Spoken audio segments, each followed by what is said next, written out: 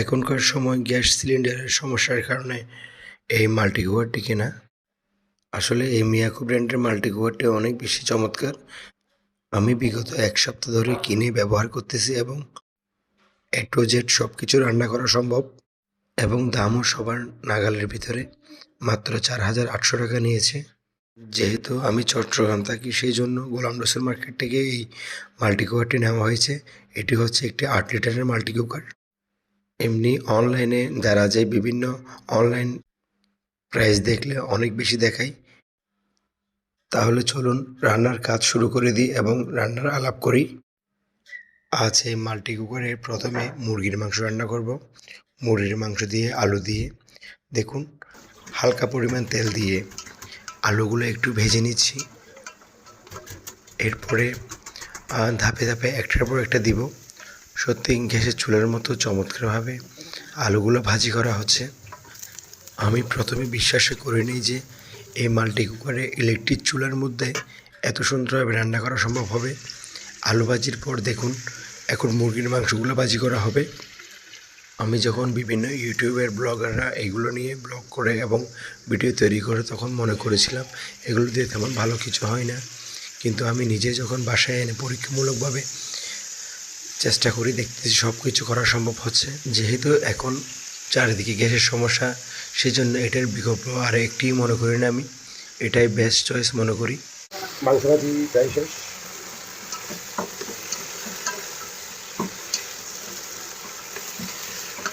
অনেক দ্রুত রান্না হচ্ছে আর ভাজিগুলো খুব দ্রুত হচ্ছে এবং অনেক সুন্দর, একটু পোড়া দাগ লাগছে না। খুব কম তেলে ভাজি হচ্ছে, এখন খুব কম তেল।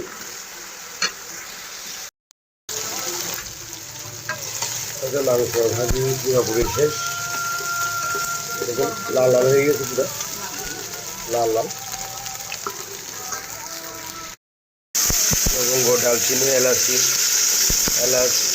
পেঁয়াজ, রসুন সবগুলো এখন ভাজা হবে। রসুন বাটা, পেঁয়াজ আর অল্প পেঁয়াজ বাটা, এরপর হচ্ছে কাঁচামরিচ, সব রেডি করা। দেখেন মাংস ভাজি আর আলু ভাজিগুলো খুব সুন্দরভাবে করা হয়েছে। হালকা নেড়ে দিই।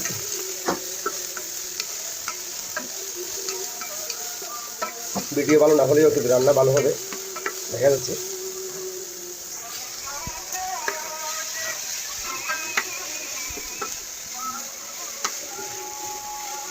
ওকে, আপনারা দেখতে থাকুন, কারণ ধাপে ধাপে একটা একটা দিব। ফুল ভিডিও করতে গেলে অনেক বড় ভিডিও হবে, ওই কারণে অল্প অল্প আপনাদের দেখাচ্ছি কীভাবে মাল্টি কুকারে রান্না করা হয়। এখন দিচ্ছি আটা বাটা।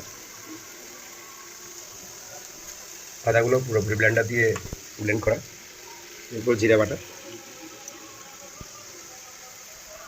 সব কিছু পরিমাণের মতো। আপনারা যেভাবে গ্যাসের চুলায় রান্না করেন ওইভাবেই রান্না করবেন। একটা কথা বলে রাখি, আপনারা এটা পুরোপুরি হিট হয়ে গেলে এখানে একটা পাওয়ার সুইচ আছে, এই লাইটটা যখন ওভারহিট হয়ে যাবে এটা অটোমেটিক অফ হয়ে যাবে এবং আবার যখন হিট কমে যাবে তখন আবার অটোমেটিক চালু হয়ে যাবে। এটা আপনাদের ধরার প্রয়োজন নেই। আপনারা এখানে কমাই বাড়াই আপনারা রান্না করতে পারবেন 1500 থেকে 1800, তবে 1500 দিলে বেটার হয়। তবে এখন আমি 18 দিচ্ছি যেহেতু একটু সময় লাগতেছে, ওই কারণে। গুঁড়া মরিচ, মশলা, হলুদ সব দেওয়া হয়েছে। দেখেন পুরোপুরি গ্যাসের মতো রান্নাটা, সাথে এখন লবণ দেওয়া হচ্ছে। দেখেন পুরোপুরি গ্যাসের চুলার মতো, ম্যাচ লাগবে না, গ্যাস লাগবে না, শুধু রান্নাই হবে। আসলে আগে অনেক ভিডিও দেখেছিলাম, কিন্তু এখন নিজে করতেছি, দেখতেছি আসলে বাস্তবটা যেভাবে বলেছে ওইভাবে হচ্ছে।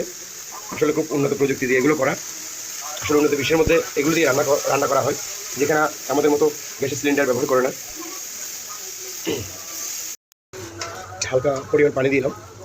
এই কষানোর পরে আমরা বাদ বাকি জিনিসগুলো দিয়ে দিব। সবগুলো কষানো শেষ। এখন মুরগির মাংস ভাজি আর আলু ভাজিগুলো দিব।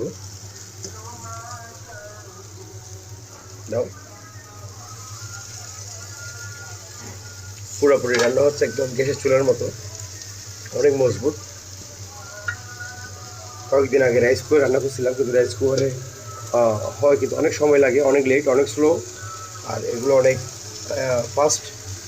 দেখুন সুন্দর, পুরোপুরি গ্যাসের চুলার মতো রান্না হচ্ছে। এখানে হচ্ছে 3 কেজি মুরগির মাংস, তারপর হাফ কেজির মতো আলু। ধরেন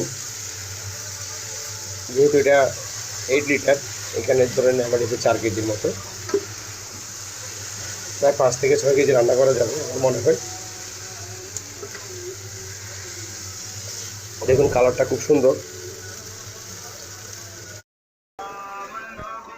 খুব চমৎকারভাবে এগুলো সবগুলো কষানো হয়েছে এবং দেখুন খুব সুন্দর।